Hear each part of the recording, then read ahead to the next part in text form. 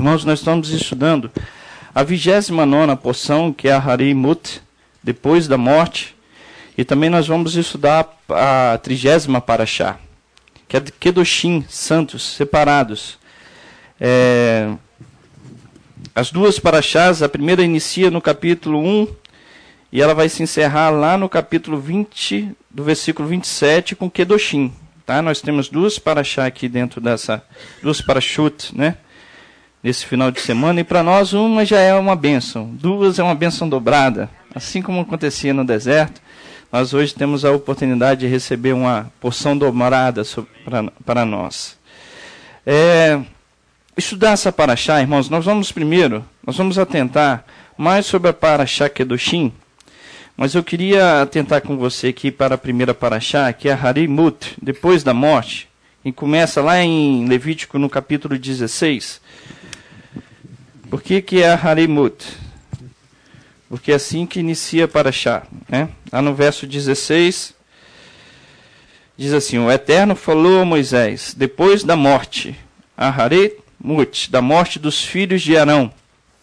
Muitos exegetas tentam explicar o motivo que foi a morte dos filhos de Arão. Uns falam que eles entraram um pouco alegre, um pouco dado ao vinho naquele momento. Outros falam que eles entraram num local do Mishkan, do tabernáculo, e não era permitido. Ou seja, existem várias teorias e vários comentários acerca da morte dos filhos de Arão, mas nós sabemos que algum procedimento errado eles fizeram, que foi com que acontecesse aquela morte física. Eu não sei aqui, irmão, se refere à morte espiritual. Eu acredito que não. Mas aqui ocorreu uma morte física, uma punição por uma consequência de um ato insensato. Não sei se referiu à morte espiritual deles. Mas a Parashá Harimut, ela inicia, se você observar, você vai ver que o primeiro capítulo 16, ele começa a falar quando Elohim ordena a Moisés para que transmite à nação de Israel acerca do dia de Yom Kippur, o dia do perdão. Esse dia do perdão é o dia onde Elohim chama que todos façam uma introspecção e venham diante dele para colocar todas as suas falhas, todos os seus erros, todos os seus atos bons e os seus atos maus diante de Elohim como um dia solene, um dia pelo qual Elohim chama toda a humanidade para que receba o perdão por parte dele. E ele vai dar as instruções a Moisés para que ele transmita isso na nação de Israel, para que os filhos de Israel tomem esse dia de Yom Kippur como um dia solene, como um Shabat. É um Shabat. O dia de Yom Kippur é um Shabat, onde nós não podemos trabalhar. Infelizmente, nós, pelo fato de sermos brasileiros, não temos esse privilégio como a nação de Israel. Mas nesse período de Yom Kippur, todos o comércio é fechado. É um Shabat, é um dia muito especial. É um dia especial pelo privilégio que nós temos de receber esse perdão da parte de Elohim. Nessa parte, você vai observar, quando você estuda o capítulo 16 e o capítulo 17, eu quero atentar dois pontos aqui nessa Parashá. Dois pontos que, lógico que existem muitos pontos que nós poderíamos estudar, que são importantes para nossas vidas, mas eu quero aqui conseguir dar um estudo sobre a Parashá, a Harimut, e sobre a Parashá Kedoshim. Sobre essas duas Parashá. Mas na primeira Parashá, eu quero estudar com vocês dois pontos. O primeiro ponto encontra lá em Levítico, no capítulo 16. Vai lá comigo.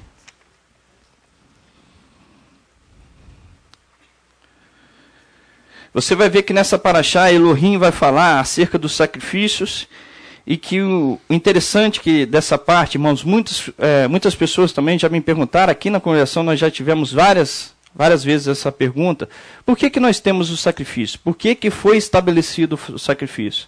Também isso é uma discussão muito grande acerca dos exegetas, sobre a origem do sacrifício. Maimônides, ele descreve que havia na concepção do homem, do ser humano, da humanidade, que para ter um relacionamento com o seu Deus, era necessário que houvesse o sacrifício. Isso já era uma prática pagã. E Maimônides descreve que por ter essa prática, pelo ser humano ter essa concepção, que para se relacionar com o seu Elohim era necessário ocorrer um sacrifício, ele sabia, Elohim traz essa concepção humana centralizada nele. Você vai ver isso muito nessa Parashá. que Elohim ele concentra os sacrifícios que a nação de Israel estava praticando nele. Ou seja, já havia uma prática pagã, e os israelitas já vivenciavam essa prática de visualizar. Não sei se eles praticavam, eu creio que não havia uma prática dos israelitas, mesmo no Egito, para os deuses do Egito, mas havia uma concepção humana, de que para se relacionar com seu Criador, era necessário ter um sacrifício. Elohim pega esse sacrifício para ele e centraliza nele. Você vai encontrar isso nessa paraxá, quando Elohim ele ordena que os sacrifícios sejam feitos dentro do Mishkan. Fora do Mishkan, ele ia ser considerado um ato de idolatria. Elohim concentra toda a adoração, toda a rotina, ou toda a forma de fazer um sacrifício, ele estabelece conforme os ensinamentos da Torá. Ele centraliza, mas se você observar os ensinamentos posteriores a este mandamento, você vai ver que a oração, que a observância ao mandamento da Torá vai estar sempre acima do sacrifício. Sempre acima do sacrifício. Oi? Foi de sacrifício. Isso, Caim e Abel. O irmão ali está dizendo que o primeiro relacionamento que nós estamos vendo, que é citado na Bíblia, é através do sacrifício de Caim e Abel. Muito bem. Você vai visualizar, irmão, que todas as vezes que a Torá ou que os profetas anunciam acerca do sacrifício, sempre vai estar abaixo da obediência e da oração. Nós já falamos aqui diversas vezes que Davi fala lá no Salmo 51, que sacrifícios e holocausto não quisestes, mas um coração quebrantado e contrito nunca desprezarás. Os judeus entendem hoje que pelo fato de não ter o templo, que a oração é aquilo que supre a falta do sacrifício. Ou seja, ela substituiu o sacrifício. Quando você estuda lá também que Samuel chega e repreende Saul, que fala que obedecer é melhor do que sacrificar. Ou seja, o mandamento, a obediência, a oração, ela sempre está elevada acima do sacrifício. Estou falando do sacrifício do animal aqui, tá, irmãos, nesse caso. Eu quero atentar aqui 2 pontos com você. Primeiro ponto, irmãos, é acerca de um comentário rabínico acerca desses versos aqui do capítulo 16, que se encontra lá no verso 5. Diz assim, ó. Capítulo 16 de Levítico, verso 5. Da congregação dos filhos de Israel, tomará 2 bodes para a oferta pelo pecado, 1 carneiro para o holocausto. Arão trará o novilho da sua oferta pelo pecado e fará expiação por si e pela sua casa. Também tomará ambos os bodes e os porás perante o Eterno, a tenda da congregação. Arão lançará sorte sobre os 2 bodes, um pelo Eterno e a outra pelo bode emissário, o Azazel, que deve ser enviado para o deserto, né? O verso 9. Arão fará chegar o bode sobre o qual cair a sorte pelo Eterno e o oferecerá como oferta pelo pecado. Mas o bode escolhido por sorte, como o bode Azazel emissário, será apresentado vivo diante do Eterno, para fazer com ele expiação a fim de ser enviado ao deserto como bode emissário. Se a gente observar o comentário bíblico, por que desses 2 bodes? Ou seja, havia um bode que ele era consagrado, que ele era apresentado para Elohim, e o verso bíblico diz assim, para o Eterno, e havia um bode que era enviado para o deserto. Esse bode, em muitos comentários do cristianismo, ele representa Jesus. Ele não tem nada a ver com Yeshua, pelo oposto. Esse bode, ele representa o lado negativo da parte humana. Ou seja, onde todos os pecados estavam ali sobre aquele bode, ele ia para o deserto, ele ia morrer no deserto. O deserto representa o local onde não tem vida, onde não tem esperança da sobrevivência humana. Aquele bode era enviado para o deserto. Aqui eu quero mostrar um comentário rabínico que apresenta aqui nesses 2 bodes os 2 tipos de personalidade humana que existem. Existe o bode que era apresentado para o Eterno, que representa um ser humano, e existe um bode aqui que é levado para o deserto, que representa um outro lado do homem. E eu quero atentar e fazer uma analogia a isso aqui para nós. Ou seja, Yeshua nos ensinou que só existem 2 caminhos. O caminho que é largo e conduz à perdição, e o caminho que é estreito e conduz para a vida. Ou seja, da mesma forma, existe duas personalidades na vida. Lógico que cada um de nós temos pensamentos, temos ideias diferentes, temos até personalidades diferentes. Mas para a visão de Elohim existe aquele que serve e aquele que não serve. Aquele que pratica e aquele que não pratica. É dentro dessas duas personalidades que representam esses bodes. Ou seja, o primeiro... que ele fala aqui no verso 8, olha o verso 8, o início, que ele fala assim, ó, Arão lançará sorte sobre os dois bodes, um para o eterno, na sua tradução aí está, uma pelo eterno, um para o eterno e o outro para o bode emissário, o Azazel, que era para o deserto. Esse para o eterno representa o homem, o ser humano, que busca adaptar a sua vida aos ensinamentos da Torá, Léo. Esse é o homem que representa e busca trazer para a sua vida os ensinamentos da Torá. Ele é aquele homem que o seu maior e principal objetivo é viver dentro dos padrões da Torá, buscando diariamente amar a Elohim e servir ao seu próximo. Esse bode representa aquele que busca diariamente amar e servir a Elohim e ao seu próximo. O segundo bode, se você observar lá em 1 Pedro, vai lá comigo, que depois nós vamos voltar a estudar aqui 1 Pedro, que é a porção da nossa Brit Hadashah, juntamente com Coríntios e com Hebreus. Você vai ver que Pedro aqui ele fala desse homem que busca servir a Elohim, que busca a santidade, que busca se aproximar de Elohim. Aqui no verso 1, verso 13 diz assim, ó, portanto, cingindo os lombos do vosso entendimento, sede sóbrios. Vocês todos acharam? 1 Pedro, capítulo 1, verso 13.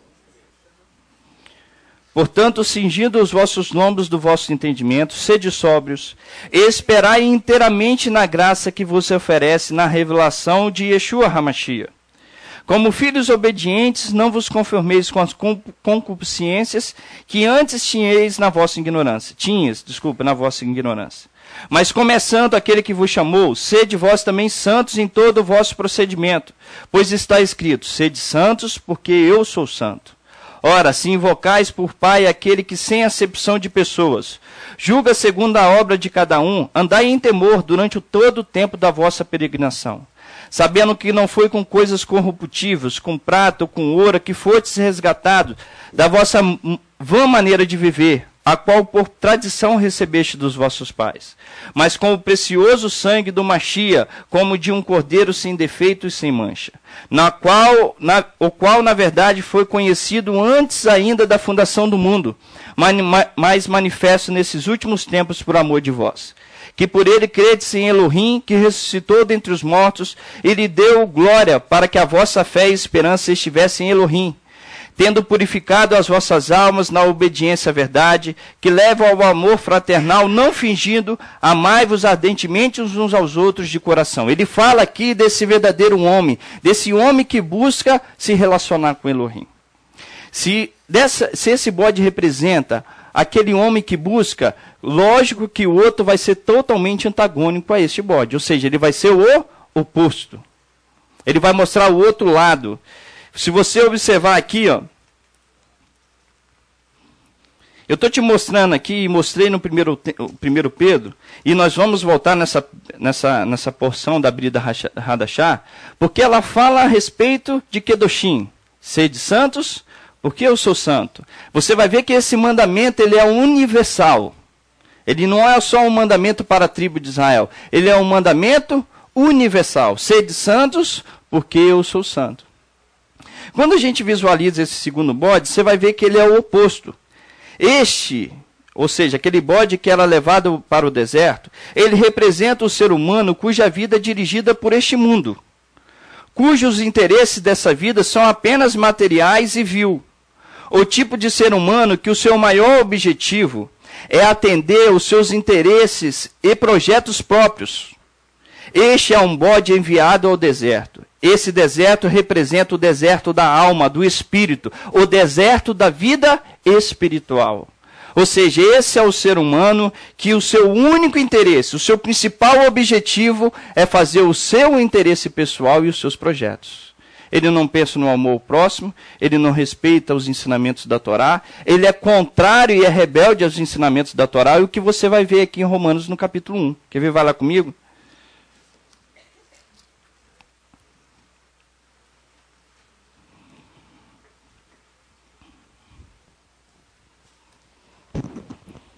Eu acredito que o Léo leu esse texto esse dia, não foi, Léo? Foi você que leu? Romanos 1.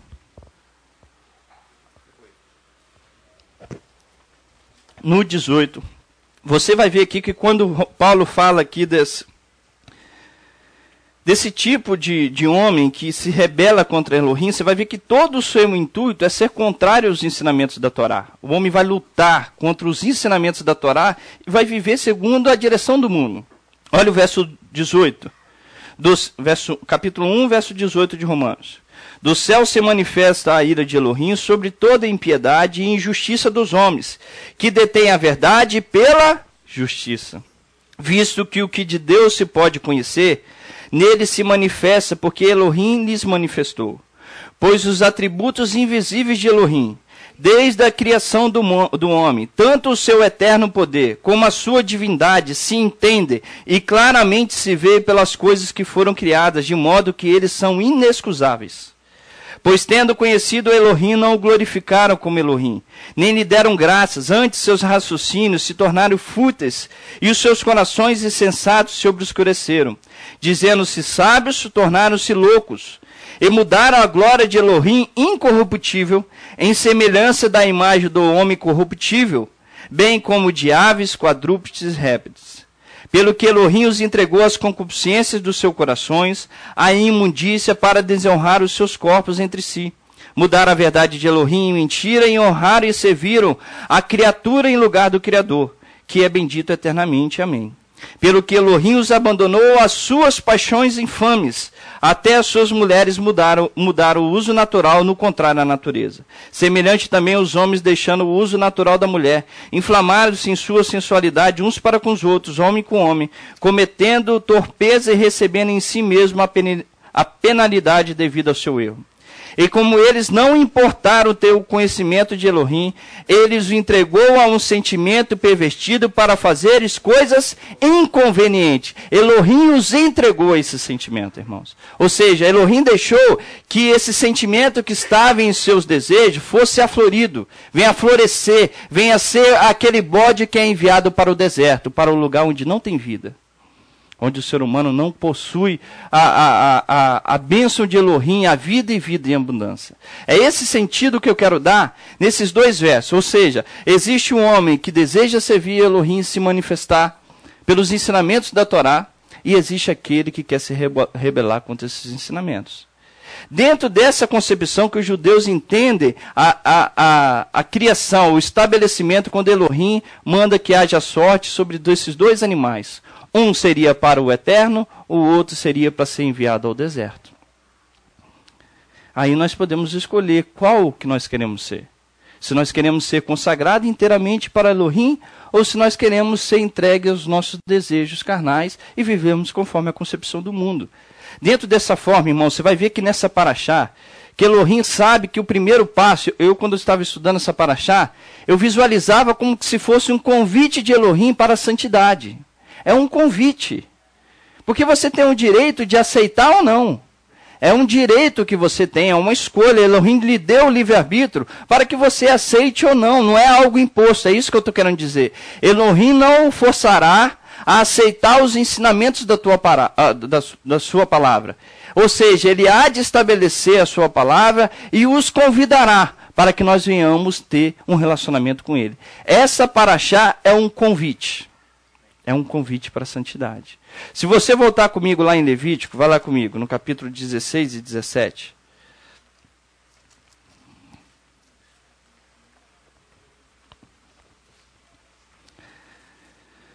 Você vai ver que quando Elohim, para nós entrarmos na paraxá que é do Shin, ser de santos, né? Separados, eu quero mostrar por que Elohim enfatiza em tantas vezes aqui, irmãos, e nós vamos ver aqui que em 3 vezes nessa paraxá, como eu disse aqui no início, quando ele estabelece o sacrifício e determina na sua Torá, Elohim chama para si toda a adoração, todo aquele ato que era praticado. Por quê? Porque para que eu alcance a santidade, grave isso, eu preciso gravar e vocês precisam gravar, para que nós venhamos alcançar a santidade proposta por Elohim, porque é um processo, não é algo que você consegue e conquista com o estalar do dedo, mas é com um ensinamento diário, Shabat após diário, Shabat após Shabat. Nós precisamos colocar Elohim como exclusivo nas nossas vidas, Léo. Se nós não vamos alcançar a santidade que Elohim propôs a nós. Elohim precisa ser o Errad da nossa vida. Quando nós proclamamos aqui o Shema, que ele é o Errad de Israel, que ele é o soberano, nós estamos dizendo que todas as coisas na nossa vida, é ele que governa. Se o Errad, se ele sendo o único das nossas vidas não estiver ocorrendo, nós não vamos conseguir alcançar o processo de santidade. Ele precisa ser o exclusivo. Por isso que antes de Kedoshim, ele fala dessa exclusividade dele. Ele é o exclusivo da nação de Israel. Sede santos porque eu sou santo. Nação santa serão vocês, nação de Israel. É dessa forma que nós precisamos entender para entrar na Paraxá. E eu entendo que hoje em dia nós temos essa exclusividade, Léo, quando nós aceitamos Yeshua HaMashiach como o Senhor das nossas vidas, como o Mashiach da nossa vida. Yeshua proclamou que só existe um Elohim sobre a face da terra. Ele proclamou o chamar como o maior mandamento, ou seja, para que os outros mandamentos venham alcançá-lo, é necessária a exclusividade. Não foi isso que ele perguntou? Quando o Senhor, qual é os maiores mandamentos? Amarás o teu próximo, Shema Israel Adonai Elohim Adonai Errad. Semelhante a esse, amarás o teu próximo como a ti mesmo. De todos os mandamentos dependem esses versos. Amém. Isso quer dizer o quê? Que para eu alcançar a santidade, eu primeiro preciso colocar Elohim como o Errad da minha vida. Ele precisa ser o único. Isso não quer dizer que eu só preciso amar a Elohim e preciso amar o meu próximo e esquecer dos mandamentos da Torá. Não é isso, irmão Alberto, que Yeshua está falando. Ele está falando que para o princípio das coisas ocorrerem, do mandamento de Elohim, eu primeiro preciso colocar Elohim como o Errad da minha vida. Esta é a peça fundamental. Crer em Yeshua HaMashiach como Messias e crer que existe um Elohim na face da terra. Você me permite, Francisco? Lógico, Léo. Eu estou achando até vocês muito quietos. Antes de você adentrar a Paraxá Kedoshim, essa proposta de exclusividade, ela foi compreendida por Moisés. Quando Elohim, depois daquele grande pecado lá do bezerro de ouro, ele disse que não iria mais no meio do povo de Israel. E ele faz uma promessa para aquela nação e diz aqui sim, que ele iria enviar um anjo adiante dele. Amém. Mas Moisés alcançou muito mais e ele faz um pedido, uma solicitação dessa separação desse povo santo. O que faz esse povo ser um povo separado, ser povo santo? Amém. Lá em Êxodo, no capítulo 33, se vocês quiserem acompanhar, a partir do verso 12, ali está uma intercessão de Moisés para que o Eterno mantenha-se no meio desse povo. Então ele faz uma proposta a Elohim que é aceita de imediato, que é essa questão de exclusividade que você está falando ali, a partir do verso 12, diz assim, disse Moisés ao Eterno, tu me dizes, faz subir a este povo, mas não me deste saber a quem has de enviar comigo. Disseste bem, conheço-te pelo teu nome e achaste graça aos meus olhos. Ao verso 13. Se eu achei graça aos teus olhos, rogo-te que agora me mostre os teus caminhos. Ele suplica para que o Eterno dê o caminho, a direção para que ele possa caminhar, para que eu te conheça e a fim de que ache graça aos teus olhos. Considera que essa nação é teu povo. Verso 14, responde-lhe o Eterno, a minha presença irá contigo. Imediatamente ele vai se retratar ali com Moisés, e eu te darei descanso. A presença do Eterno é que vai sustentar toda aquela nação do deserto, é assim como nos sustenta até hoje, com a tua palavra. Em verso 15, então, Moisés lhe diz, se a tua presença não for conosco, não nos faça subir deste lugar. Como se saberá se achamos graça aos teus olhos, eu e o teu povo? Olha só o que ele fala no verso 16, a parte B. Acaso não é por andares conosco, de modo que somos separados, santos, irmãos, eu e o teu povo, de todos os povos que há sobre a face da terra. Amém. É um contrato de exclusividade para aquela nação, para este povo, para nós. Quando nós declaramos que Elohim é o Errad, é isso que você está falando. Amém. Então, quando você, antes de você adentrar para Shakidushim, você falou que é um convite. O Eterno nos chama a essa santidade para que Ele possa continuar habitando em nosso meio. Isso aí, Léo. O que eu estou querendo dizer, o que o Léo acabou de falar e o que eu quero enfatizar um pouquinho a mais. O que eu estou querendo dizer é que nós não entraremos no processo de santidade se Elohim não for exclusivo nas nossas vidas. Ou seja, eu posso amá-lo, e Yeshua falou assim, Senhor, a vida eterna é essa. Quando ele estava orando lá em João, no capítulo 17, do verso 1 em diante, ele fala, a vida eterna é essa, que conheça a ti como o único verdadeiro Elohim. E Yeshua Hamashia, quem enviastes.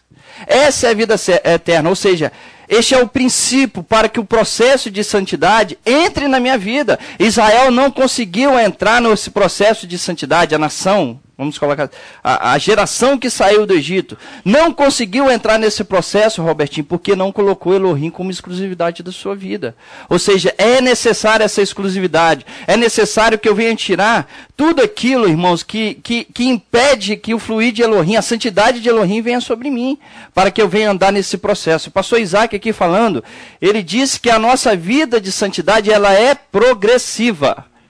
Ou seja, ela não pode estar nem regredindo nem parada, ela tem que estar progredindo, ela tem que estar evoluindo. Esse é o processo de santidade. Hein, Francisco? Isso que você está falando é de tamanha importância e é fundamental. Eu creio que é até um princípio basilar, ter Elohim como o único errado na nossa vida. Aqui em Levítico 16, vê que o Senhor, o Eterno começa a falar a Moisés, depois da morte dos filhos de Arão. Os 2 filhos de Arão tinham morrido por ter oferecido fogo estranho no altar. Fogo estranho. Amém. No versículo 16, do próprio capítulo 16, até o Santíssimo Lugar já tinha sido contaminado pelas impurezas do povo de Israel e por suas rebeldias.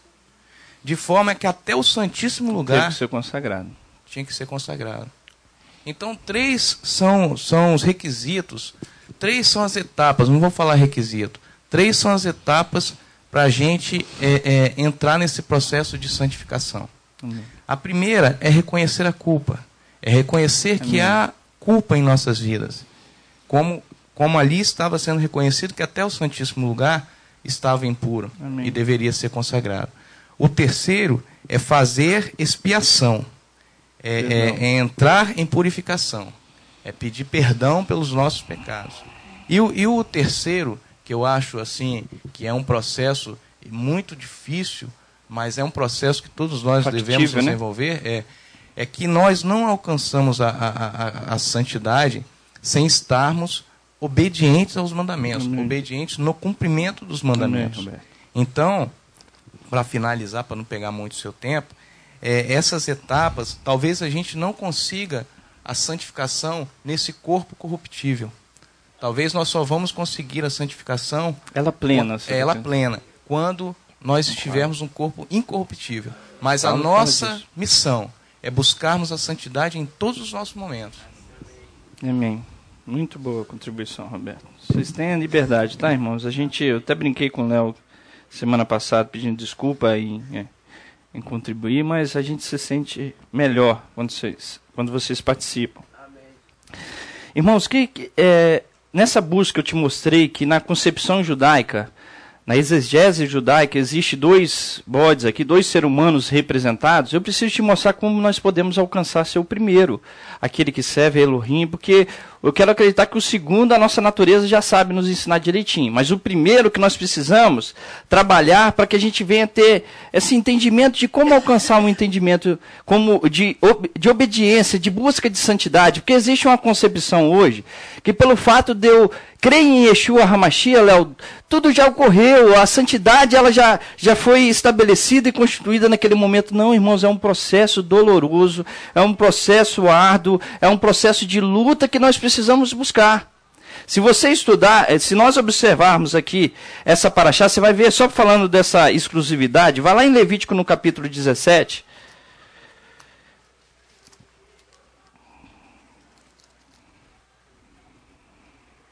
Levítico 17. Você vai ver aqui como que Elohim centraliza nele a adoração, a expiação pelos pecados, como o Roberto aqui falou, o sacrifício que era oferecido por gratidão, por bênçãos alcançadas e enviadas por parte de Elohim. Olha aqui no capítulo 17, no verso 1, que Elohim ele ordena essa exclusividade e ele fala, não imitem as práticas das nações. É o que muitas vezes o cristianismo tem caído, Léo. Tem imitado as práticas das nações. As nações estabelecem...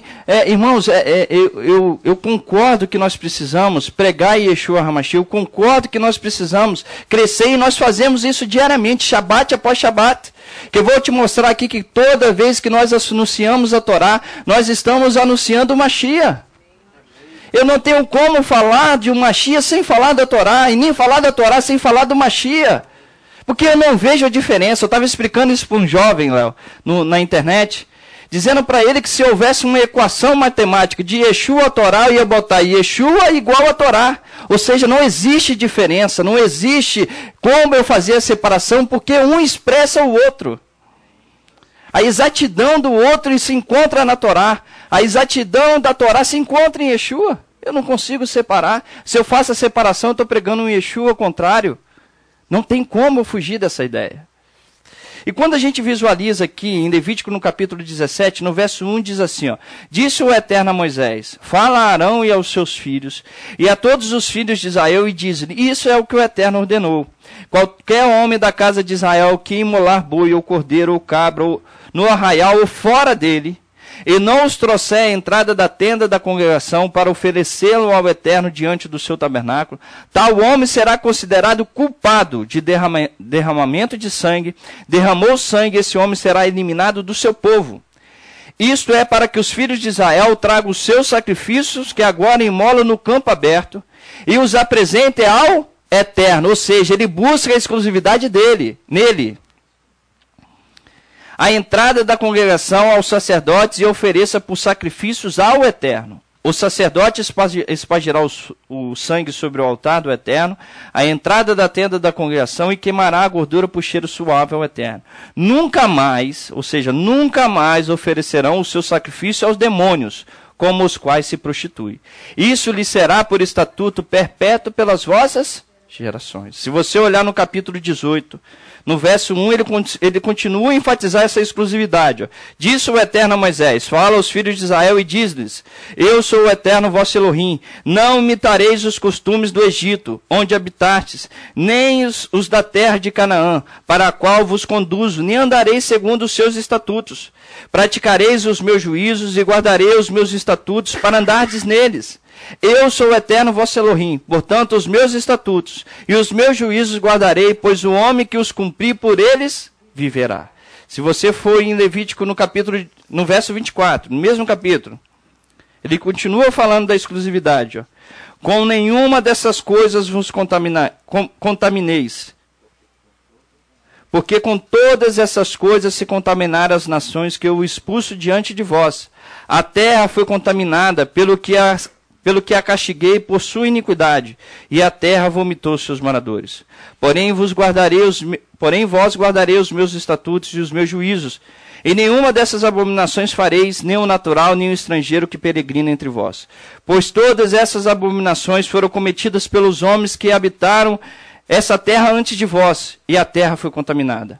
Não vos vomite a terra pelo fato de a haver descontaminado, como vomitou o povo que nela estava antes de vós. Ou seja, ele fala assim, nenhuma as práticas das nações sejam hábitos de vocês.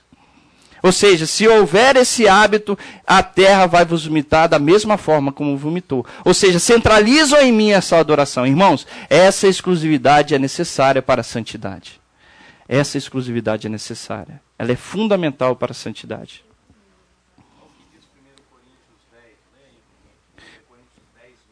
Pode ler, Roberto. Pega o microfone e leia com os irmãos. 1 Coríntios 10, 20 a 21. diz assim: antes digo que as coisas que os gentios sacrificam, é aos demônios que sacrificam, não a Elohims. E não quero que sejais participantes com os demônios. Não podeis beber o cálice do Eterno e o cálice dos demônios. Não podeis ser participantes da mesa do Eterno e da mesa dos demônios. É a exclusividade que nós estamos falando. Eu não posso ser dividido nesse momento, senão eu não alcanço essa santidade. Aí já que nós entendemos dessa exclusividade, Elohim enfatiza, nós podemos agora entrar em Kedoshim, Roberto. Irmãos, Kedoshim é tão autoexplicativo que não precisa nem de mim, nem de qualquer um aqui para ensinar Kedoshim. Léo, que você vai ver que a Paraxá, ela é tão boa, ela é tão maravilhosa, ela é tão simples, ela é para que o cheio de cultura venha alcançar, é para aquele que é simples no entendimento venha alcançar, é para aquele que é pobre, aquele que é rico, ou seja, ela é simples, muito simples. Se a gente observar aqui, ó, olha o Levítico 19, observa aqui comigo. Disse o Eterno a Moisés: fala a toda a congregação dos filhos de Israel e diz-lhes: sede santos, porque eu sou santo, vosso Elohim sou santo. Se você, eu até coloquei ler aqui com vocês, deixa eu ver até onde eu coloquei. Vocês vão achar cansativo se nós lermos esse capítulo? Não? Vamos ler ele rapidinho. Por que é que eu quero te mostrar aqui, irmãos? Elohim convida aqui a nação de Israel à santidade. A vida segundo os padrões da Torá. Irmãos, até para a nação de Israel foi um convite. Esse convite, Léo, quer dizer o quê? Que Elohim os chama, como Yeshua fala diversas vezes desse convite, da ceia do cordeiro, do noivo.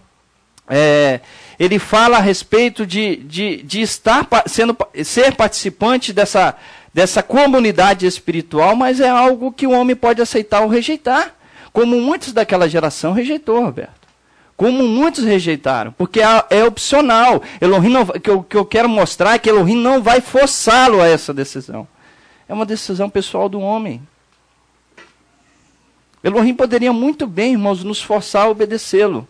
Muito bem. Você acha que quando a gente estuda sobre Jonas, que Jonas foi ali tragado pela aquela baleia, que ele esteve no ventre daquela baleia, de um peixe, não fala se é uma baleia, e naquele momento que parece que quando a gente lê o estudo de Jonas, o livro de Jonas, parece que Elohim está forçando Jonas a ir lá e falar os ensinamentos que ele mandou para falar em Nínive. Não, Jonas teve que se arrepender dos seus pecados dentro do ventre daquela baleia, do estômago daquela baleia, daquele peixe. Ou seja, é necessário o perdão do pecado, é necessário uma escolha. Elohim não vai nos forçar. Ele pode até insistir conosco, ele pode até ser misericordioso até o momento que ele achar que ele vai exercer sua misericórdia ou não. É o que ele falou para Moisés: exercerei misericórdia a quem eu quiser ter misericórdia. Ou seja, mas é algo pessoal do ser humano. Kedoshim inicia com a ordem de Elohim para toda a nação de Israel para ser santa. Nós vamos ler daqui a pouco. Imitando a suprema santidade do próprio Criador. A Torá prossegue delineando uma infinidade de mandamentos, de mandamentos através dos quais podemos atingir a santidade. Robertinho aqui falou muito bem. Quando a gente visualiza aqui os mandamentos, ele não é algo fácil de cumprir. Quando eu falo fácil assim, eu não estou dizendo que é algo que a sua carne aceita, mas ele é factível ao homem. Elohim não deu um mandamento para o homem que ele não pudesse suportar e cumprir. Assim nós podemos ver, quando Elohim tira a nação de Israel do Egito, ele não dá a Torá dentro da nação do Egito, porque ele sabia que no Egito a nação de Israel não teria como cumprir. Ele os tira do Egito e depois ele os dá o mandamento. Ou seja, para que haja condições, da mesma forma é conosco, onde nós temos toda a oportunidade de cumprir os mandamentos. Você pode ter certeza, se você não tiver condições, Elohim, ele na sua sinceridade de coração, ele há de te dar. Como o Shabat, eu creio do Shabat. Tem muitos irmãos que não têm o privilégio do Shabat. Mas no seu coração, se tiver o verdadeiro sentido de observar o Shabat, Elohim vai te conceder. Aqui em Levítico 19, Elohim está chamando a santidade. Vamos ler? Diz assim, olha o verso 2. Fala a toda a congregação dos filhos de Israel e diz-lhes: sede santos, porque o Eterno vosso Elohim sou santo. Cada um temerá sua mãe e seu pai, e guardará os meus sábados. Eu sou o Eterno vosso Elohim.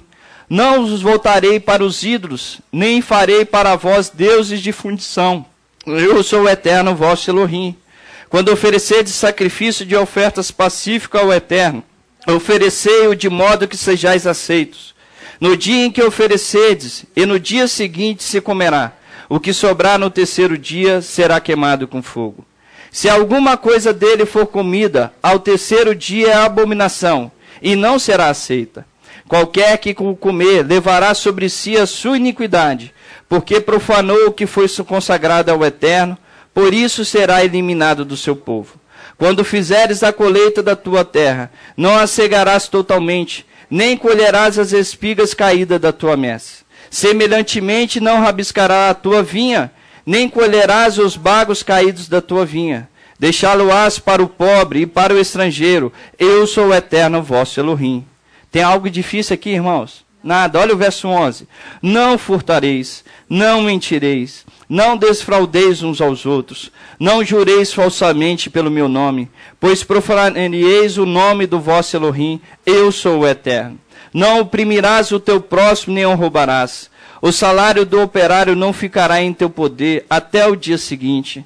Não amaldiçoará o surdo, nem porás tropeço diante do cego, mas temerás ao teu Elohim. Eu sou o Eterno. Não farás injustiça no juízo, não favorecerá ao pobre, nem serás complacente com o poderoso, mas com justiça julgarás o teu próximo. Não propagarás mexericos no meio do teu povo. Não conspirarás contra a vida do teu próximo. Eu sou o Eterno. Não odiarás a teu irmão no teu coração, mas repreenderás teu próximo e não levarás sobre ti pecado por causa dele. Não te vingarás, nem guardarás ira contra os filhos do teu povo, mas amarás o teu próximo como a ti mesmo. Eu sou o Eterno. Guardarás os meus estatutos, não permitirás que os teus animais se acasalem com os de espécies diferentes. Não semearás no teu campo duas espécies de semente, não usarás vestes de dois tecidos diferentes. Quando um homem se deitar com uma mulher que for escrava, concubina de outro homem, e que não foi resgatada nem libertada, ambos serão castigados, mas não morrerão, porque ela não era livre. Pela sua culpa o homem trará ao Eterno à tenda da congregação um carneiro para expiação. Com esse carneiro de expiação de culpa, o sacerdote fará expiação diante do Eterno pelo homem, pelo seu pecado que cometeu, e o seu pecado lhe será perdoado. Quando tiverdes entrado na terra e plantado toda espécie de árvore frutífera, se vos há vedado o seu fruto. 3 anos vos será vedado, dele nada se comerá. No 4º ano todo o seu fruto será santo, será oferta de louvores ao Eterno. No 5º ano podereis comer os frutos, para que a sua produção seja mais abundante. Eu sou o Eterno, vosso Elohim. Não comereis coisa alguma com sangue, não agourareis, nem adivinhareis. Não cortareis o cabelo em redondo, nem danificareis a ponta da barba. Pelos mortos não fareis incisões no vosso corpo, nem fareis marca alguma sobre vós. Eu sou o Eterno. Não contaminarás a tua filha, fazendo prostituir-se, para que a terra não se prostitua, nem se encha de maldade. Guardareis o meu Shabat, o meu santuário reverenciarei. Eu sou o Eterno. Não vos voltareis para os médios, nem para os feiticeiros, a fim de vos contaminares com ele. Eu sou o Eterno, vosso Elohim. Diante das cãs te levantarás, honrarás a face dos anciãos e temerá o teu Deus. Eu sou o Eterno. Se o estrangeiro peregrinar na vossa terra, não o oprimireis. Como natural entre vós será o estrangeiro que peregrina convosco. Amá-lo-eis como a vós mesmos, pois fostes estrangeiro na terra do Egito. Eu sou o Eterno, vosso Elohim. Não cometereis injustiça nos seus julgamentos, nas medidas do comprimento, de peso, de capacidade, balanças justas, pesos justos, efa justo, o justo rim tereis. Eu sou o Eterno, vosso Elohim, que vos tirei da terra do Egito. Guardarei todos os meus estatutos e todos os meus juízos, e os cumprireis. Eu sou o Eterno. Amém. Tem algo difícil, Léo? Muito simples. Eu preciso explicar alguma coisa aqui dessa paraxá, irmãos? Deixa eu só fazer mais Pode. Quando você fala assim, algo difícil, realmente realmente não, difícil para nossa carne. Não é assim tão difícil para cumprirmos, não. Mas me fez lembrar aquela passagem de um homem que chegou para Yeshua e eu não sei onde está escrito, irmãos, mas diz assim, o que devo fazer para herdar o reino de Deus?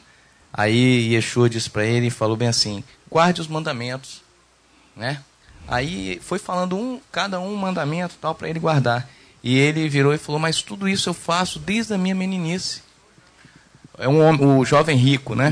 Isso. Aí ele falou, mas isso tudo eu faço desde a minha meninice. Então o que está faltando? Aí Yeshua virou para ele e falou, vai, vende tudo que tens e me segue. Ele não estava falando ali, vai, seja um pobre para me seguir. Ele estava falando ali porque o coração daquele jovem estava nos bens.